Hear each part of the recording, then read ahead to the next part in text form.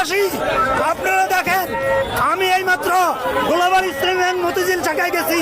যাওয়ার পরে আমার 60 লক্ষ টাকা ওখানে আমানত আছে। আমার পকেট ঢুকে প্রত্যেক মাসে আমার ইন্স্যুরেন্সের টাকা পাও না, আমার লাভের টাকা পাও না, আমার আমানতের টাকা পাও না, আমার কোনো টাকা দিচ্ছে না। আমি 5,000 টাকা এই রমজান মাসে ইফতারের জন্য চেয়েছি, এই 5,000 টাকার সেটটাও পাস করে নাই।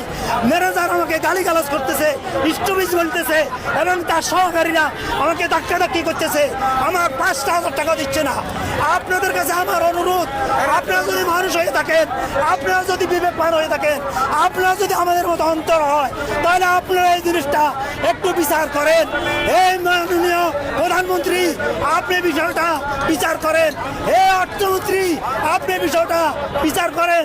হে গভর্নর, আপনি বিষয়টা বিচার করেন। হে প্রশাসক, আপনি বিষয়টা বিচার করেন। আমি এই রমজানের মাস আমার 60 লাখ টাকা ব্যাংকে থাকার পরে আমি 5,000 টাকা পাচ্ছি না।